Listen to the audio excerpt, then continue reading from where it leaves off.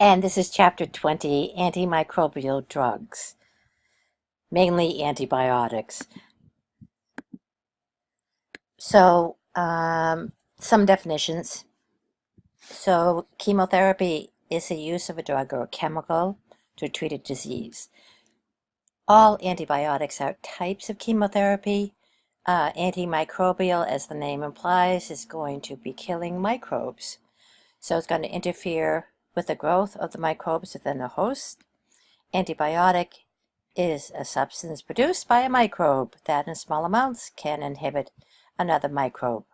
And then selective toxicity is a drug that kills harmful microbes without damaging the host. Okay, so the famous experiment by Fleming. So this is 1928, the date don't worry about, but just to give you a historical context, this is between World War I and World War II. He saw what everybody has seen, but he came to a very different conclusion, and it led to the discovery of antibiotics.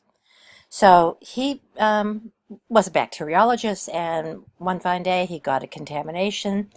But what he saw with the contamination of a fungus called Penicillium notatum was that there was an area between the fungus and the bacteria where there was inhibition of the bacterial growth. And he assumed, quite rightly, that the fungus was producing a chemical that diffused away from the fungus that had antibacterial activity. Now, in 1940, it says that Florey and Chain performed the first clinical trials of penicillin. Just a wee bit of a backstory to make some sense of this. 1928, Fleming, who's English, discovered this and he published it. And the reason why I say between the two world wars is that there were more soldiers killed by bayonet wounds than by being shot.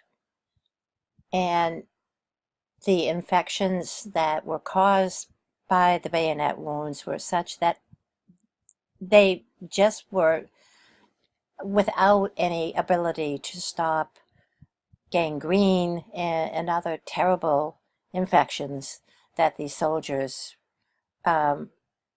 had happened to them. So when things become gangrenous and you have this type of reaction very often from a bayonet wound because it's contaminated by soil, the person dies. So the English government decided that it would be well worth their time and effort to put in millions of dollars in developing these antibiotics like penicillin. The thing with penicillin is that in its raw form, it's toxic. So what Alexander Fleming saw was correct, but you needed a whole army of chemists to clean up the penicillin because it was extremely toxic in its native form. So that's the Florey and Chain. Notice that now we're World War II, because the English thought that whoever had the ability of treating these types of wounds with antibiotics, since Clostridium is the bacteria that causes gas gangrene, then they would win the war because more of their men would survive. Of course, the Second World War was quite different than the First World War, but the upshot of it was that after the Second World War, penicillin became widely available at the behest, or we should all be grateful for the British government for pouring in millions of dollars and millions of chemists in order to give us what we have. Penicillin became just the gateway to discovering many, many more antibiotics. And in all cases, when they come from a fungus or a bacteria, they tend to be a little poisonous, so they do have to be cleaned up. And that's what the pharmaceutical companies started to do. All right, so this is just showing you the antibiotics that are available, and where do they actually come from before they get cleaned up. And if you notice, you've got gram-positive bacteria like Bacillus making bacitracin, or Bacillus polymyxa making polymyxin. You have actinomyces, such as your streptomyces, and they make everything from amphotericin B to erythromycin to gentamicin, etc. And then you've got your fungus. So penicillin notatum makes penicillin, etc., etc. And it, in a way, if you look at it from the viewpoint of the bacteria or fungus, it makes a lot of sense that something like that evolved. And it evolved millions of years ago, but we only were able to utilize that from Fleming and then having all the chemists clean up the penicillin and making it available for general use. But from the bacteria point of view, if you're a bacteria like Bacillus subtilis that can make an antimicrobial chemical that's not going to affect you, but it's going to affect competition, like bacitracin, then you have a survival advantage. You are able to invade into a territory that might be populated by other microbes, and you start making a weapon. You start making a toxic, poisonous chemical to many of the organisms, perhaps not all, but the ones that die then provide you with a niche for you to move into. So we started to realize that a lot of bacteria, a lot of fungi, yeast will or have developed antibiotics in order to do that. So what after the discovery of penicillin and having penicillin come on the market, and there was a huge explosion of interest in all kinds of different microbes. And were any of them making antibiotics? And a lot of them were. So that is how an explosion happened after penicillin, and a lot of antibiotics came on the market in the 50s. All right, the action. Broad spectrum, bactericidal, and bacteriostatic. Let me explain. Your antimicrobial drugs are going to be poisonous to some, but usually not all. There are some exceptions. If an antibiotic is said to be broad spectrum, then you can rely on the fact that the majority of the gram-negative bacteria and gram-positive bacteria will be inhibited or destroyed.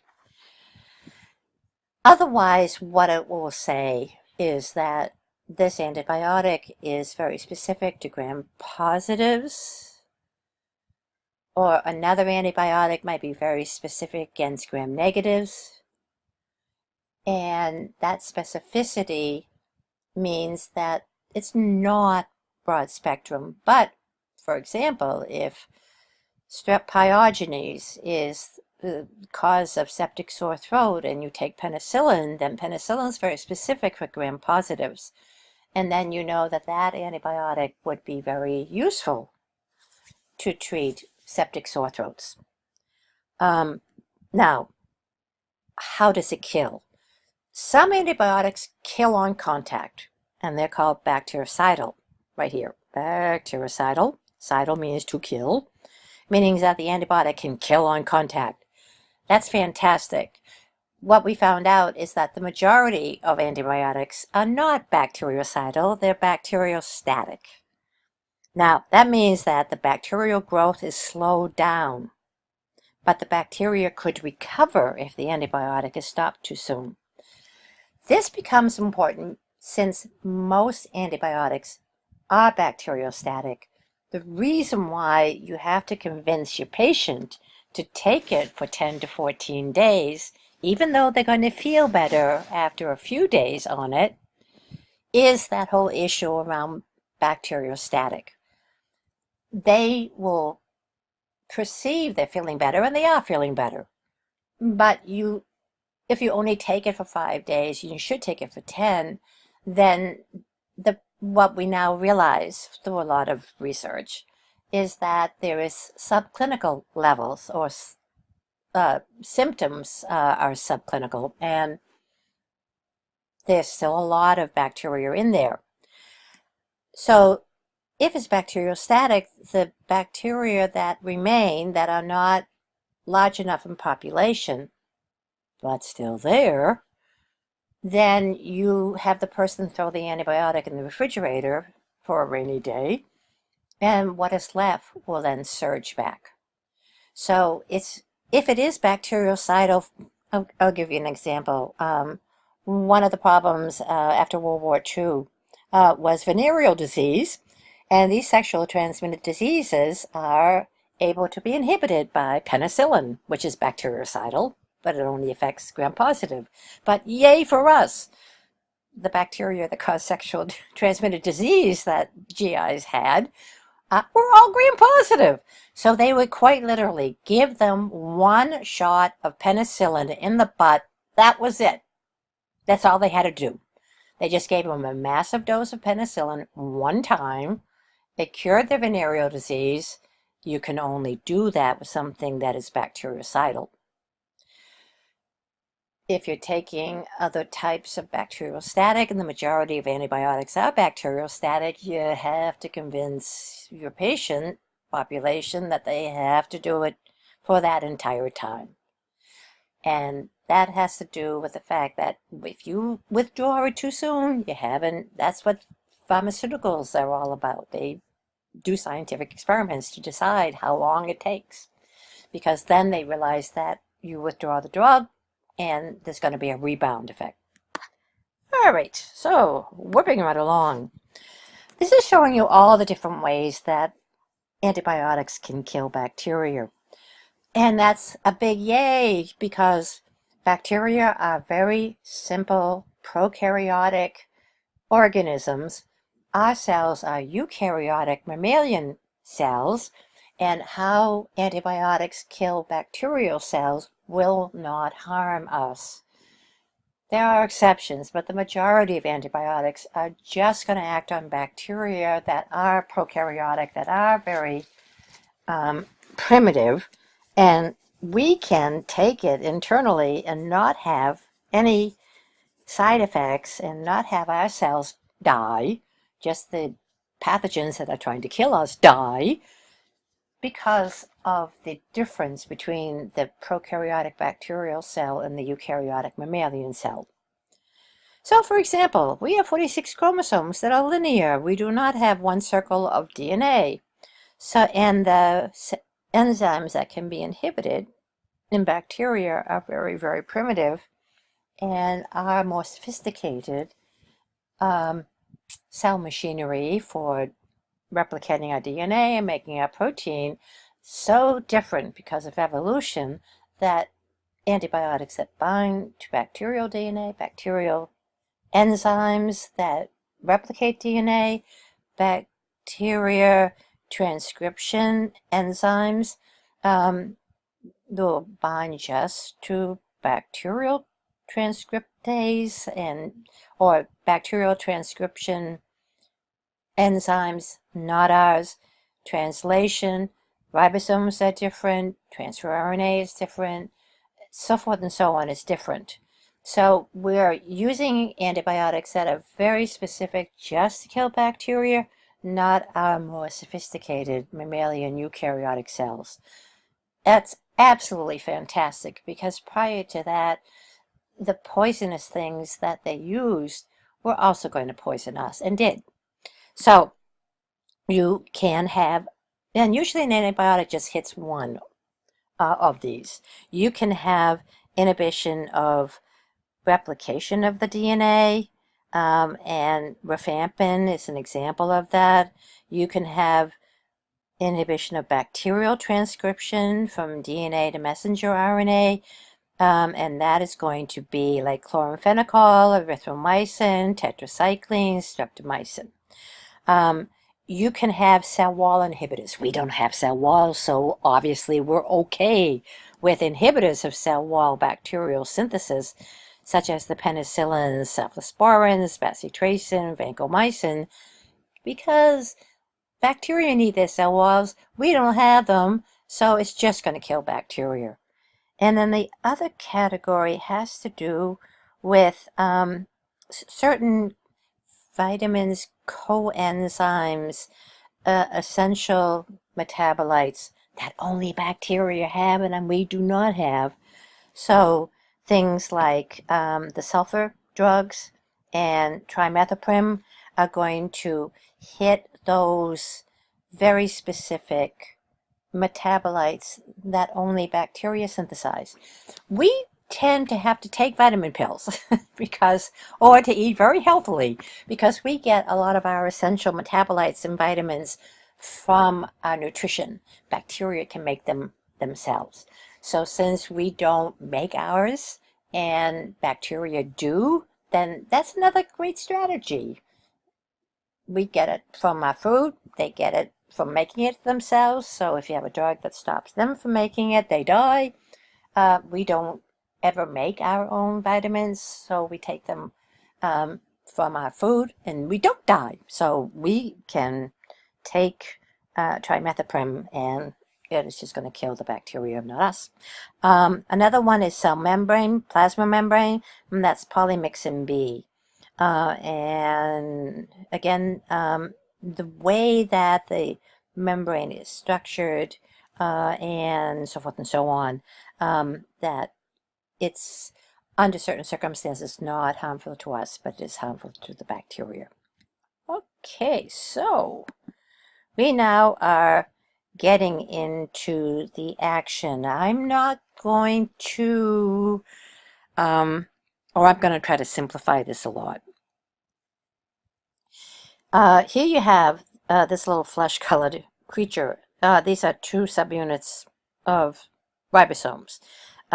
We have ribosomes, and they operate the same, but they're different in structure.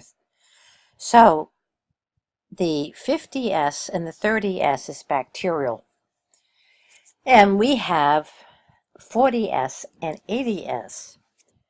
And the antibiotics that bind to the bacterial 50 and 30 cannot bind to our more sophisticated 40 and 80. So that's how we luck out that way. So what I would really prefer going over is not the nitty-gritty of where exactly in the process of protein synthesis can you have these antibiotics hit. I'm just going to say that chloramphenicol and erythromycin and tetracyclines and streptomycin are going to inhibit steps in protein synthesis and be selective in killing or inhibiting bacterial protein synthesis versus our cells. Our cells are not harmed because we have evolved much more sophisticated structures in our enzymes, in our ribosomes, etc. So I want you to know that chloramphenicol, erythromycin, tetracycline, and streptomycin are very specific antibiotics to kill specific bacteria in their protein synthesis. It does not affect ours because we are more highly evolved and our enzymes and our ribosomes are different enough that it selectively kills bacteria and not our cells. Okay, so inhibitors of cell wall synthesis. The only one I want you to know under this category is penicillin. It's made by the fungus. It inhibits cross-linking of the cell wall, and it will cause the lysing of the cell wall. It's specific to gram-positive bacteria only, and it's bactericidal. Again, without getting into a lot of the structural differences between gram-positive and gram-negatives, the gram-positive cell wall is different enough that penicillin is more able to affect gram-positive cell walls than gram-negatives. And you need a cell wall because it protects. So if you inhibit the synthesis of the cell wall, then the bacteria is far too vulnerable and exposed, and it's so easily killed. We don't have cell walls, so we're fine. And obviously you can't inhibit something that we don't have. The next are the protein synthesis. So the tetracyclines and erythromycin are just going to be my two poster children. I won't ask you about any other in this category. We've already talked about why they just inhibit bacteria and not our cells. Tetracyclines are broad spectrum, and just know that it affects protein synthesis. Erythromycin is not, so this is a gram-positive. And again, just to know that bacterial protein synthesis is more primitive, and that's the reason why it selectively kills them, not us. The other thing that I'm not going to test you on, but I'm just going to mention, you might think that because tetracycline is broad spectrum, why don't we use it for everything?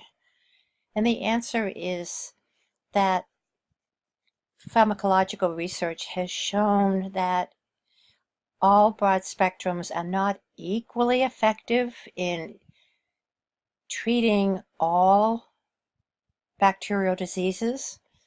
So that, like with septic sore throat, you tend not to prescribe tetracycline, but you tend to prescribe penicillin derivatives because it's just more highly effective at treating septic sore throat, the streptococcus, than tetracycline. So just kind of tuck in the back of your mind that it's one thing in the test tube and it's another thing in the human body. Having said that, what are some other categories? Injury to the plasma membrane is polymyxin B. It is topical for a good reason, and that is we do have plasma membranes, and they are not all that different. So polymyxin B is topical. Why? Because our outer layers of our skin is composed of dead, keratinized epithelial cells that, because they're dead, the polymyxin doesn't sink in past those dead layers, and that's what protects us. So if there's a skin infection, adding polymyxin would mean that the bacteria come in contact with it and die, but our cells don't. It is also just very specific of gram negatives, and it does cause cell lysis. Okay, now nucleic acids. For this, what this means is that it's going to inhibit either DNA or RNA, and the function of DNA or RNA, or the replication of DNA, or the transcription of RNA, one of those.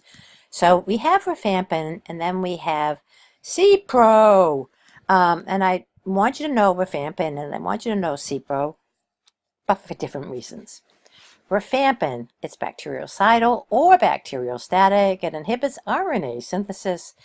And here's the big one, anti-tuberculosis. TB, I thought it was just going to never come back. It was a problem before we had antibiotics, but we have selective antibiotics that are very specific for Mycobacterium tuberculosis. And then along came AIDS and HIV.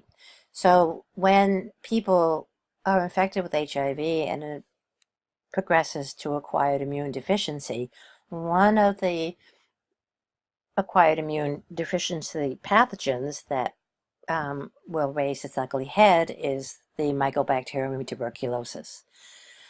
It is a very difficult bacteria to kill, so there are just a selective few antibiotics. You have to treat the person for years. So resistance becomes a problem.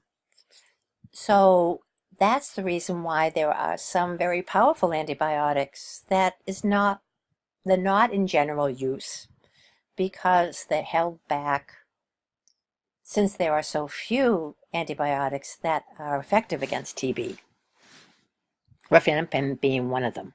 It's also called rifamycin. Um, so, you would say, this is fantastic. Why don't we use it more often? And that's the reason why.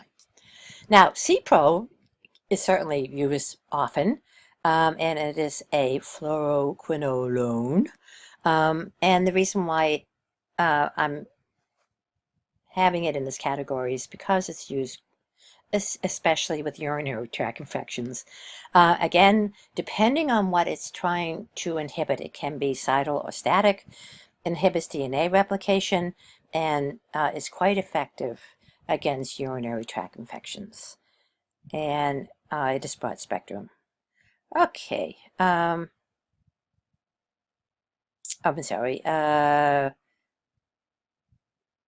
And I think that's it for that category. So it's the rifampicin and the Cipro. Okay, so antibiotic resistance. How could we not do antibiotic resistance? It's just such a problem right about now because of the overuse or the misuse of antibiotics. When I was a kid back in the 1950s, honest to God, penicillin was prescribed for the common cold. If you had hay fever, they gave you penicillin. It was just entirely misunderstood and overused and misused in so many ways. So bacteria their generation is 20 minutes. Our generation is how many decades? For us to think that we're going to be one step ahead of bacteria where they can change and do gene trading and mutation in 20 minutes, we're never ever going to be there.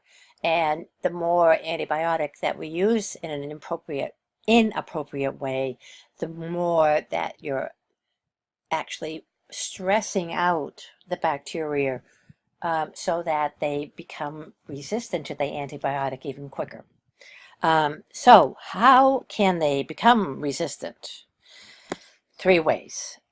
Development of an antibiotic membrane efflux pump. Okay, that sounds very complicated. No, it's like a revolving door. In their cell wall and cell membrane, they have these pumps that, as the antibiotic comes in, they grab onto the antibiotic and they pump it out. I love that. Obviously, if the antibiotic cannot stay inside the cell, then it's not going to kill the bacterial cell. So these pumps are great if you are bacteria that do not want to be harmed by an antibiotic. Another type of resistance can occur in other types of microbes, and it's the development of enzymes that can destroy the antibiotic. So penicillinase is an enzyme that destroys penicillin that are made by certain bacteria that are resistant to penicillin. So the penicillin gets in, the enzyme destroys the penicillin, and there you go. The bacteria is resistant. The genes that can cause the antibiotics to be destroyed are actually located on plasmids that we talked about previously. And that means that the plasmid can be transferred to neighboring bacteria as well as to the next generation. A third strategy that bacteria have evolved is modifying the antibiotic binding site inside the bacterial cell. So many of these antibiotics would bind to the ribosome. I'm going to use that as an example. But the ribosomes can be modified. They can be mutated. They will still function, but they won't bind the antibiotic anymore. That's another type of resistance. Usually the bacteria tend to use one, although with superbugs and multiple resistance, we now realize that one strain of bacteria could use a number of strategies, which makes it even more difficult. So since bacteria can trade genes and mutate constantly in a short period of time, Homo sapiens will never be one step ahead of bacteria becoming resistant to the antibacterial drugs we develop. I say that because I was of the generation where the medical profession claimed victory over microbial infections because of the introduction of antibiotics. And it just took a couple of decades, and we found out that we were not only quite wrong, but that we actually caused more damage. And this diagram may or may not help, but it's a diagram in which it tries to show the 3 different ways that bacteria can become resistant. So this is the efflux pump, so the antibiotic comes in and the pump pumps it out. This is going to be the antibiotic resistant genes on the plasmid that would be able to degrade the antibiotic into non-functional pieces. And here is, I think it's supposed to be a ribosome, no, it just says an antibiotic altering enzyme that is slightly modified so the antibiotic can't bind to it. So if it can't bind to it because it's modified its site, it gets resistant. If it destroys the antibiotic that gets inside by enzymes, it gets resistant. And over here, if it develops an efflux pump, then it just pumps the antibiotic out of the cell and it becomes resistant. So these are the various ways that we know of so far that antibiotic can become resistant to, that bacteria can become resistant to antibiotics. And that's it. So that is it. And then it's just doing the quiz and you're all set. The course has come to an end and now it's just the departmental exam. See you soon.